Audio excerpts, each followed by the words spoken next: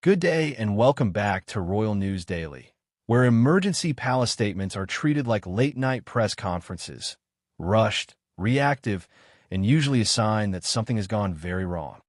Now here's a question for you. When a royal household that prides itself on silence suddenly issues an urgent update, are they clarifying the truth or trying to stop the bleeding? Because this so-called emergency palace update did not calm the waters.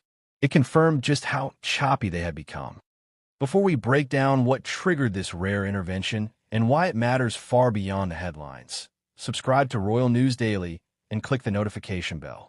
When institutions scramble to control the narrative, that is when the Royal story begins. Let's get into it. The Danish Royal Household is famously restrained. Statements are measured. Language is neutral. Emotion is filtered out like static, which is exactly why this sudden palace update raised alarms. It arrived quickly, addressed circulating reports directly, and attempted to shut down speculation that had begun spiraling across Danish and international media. That alone tells us something. The update followed a wave of reporting around royal movements, internal tensions, and unresolved controversies that refused to stay buried. None of the stories were entirely new. What changed was momentum. When speculation reaches a tipping point, silence becomes liability. From an Australian political perspective, this felt like a government stepping in to correct the record after rumors begin shaping public opinion. Once that threshold is crossed, delay is dangerous. The palace framed the update as clarification. Certain claims were dismissed. Context was added. Timelines were corrected.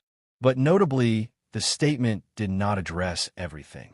And what it left unsaid was just as revealing as what it included. The goal was obvious: halt escalation.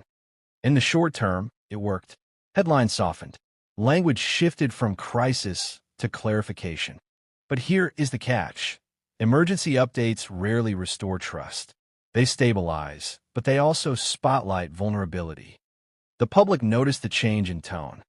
This was not business as usual. This was defensive communication. Calm on the surface, urgent underneath. And once audiences sense urgency, they start asking why it was needed. The palace's decision to intervene suggests internal concern about reputational drift. Not a single scandal, but cumulative damage. Title disputes, family absences, photo controversies, constitutional murmurs. None catastrophic alone. Together, destabilizing. Australians understand this dynamic well. Governments rarely fall from one mistake. They falter when narratives pile up and leadership appears reactive rather than deliberate. That is where the Danish monarchy finds itself now. The emergency update also revealed something else: a recalibration of strategy. The palace acknowledged public interest more directly than usual. That signals awareness that the old model of dignified silence is no longer sufficient. However, there's a risk here. Reactive communication creates expectation. If the palace steps in once, the public expects it again. Silence after engagement feels louder than silence alone. This is the paradox of modern transparency. King Frederik's reign is still young, but this moment may mark a turning point. Either the monarchy embraces clearer, proactive communication, or it continues issuing emergency updates every time speculation reaches critical mass. Neither option is comfortable, but avoidance is no longer viable. The update also exposed internal coordination pressures. Senior royals appeared soon after, reinforcing stability through visibility. This was not coincidence. It was alignment. Message, presence, reassurance. In political terms, it was a full-spectrum response. But reassurance without resolution only buys time. The underlying issues remain. Family rifts have not been publicly addressed. Succession messaging remains cautious. Constitutional discussions continue quietly, and the public, now more alert, is watching closely. This is the cost of modern leadership. Once an institution breaks its own silence, it signals that scrutiny has reached a level that cannot be ignored.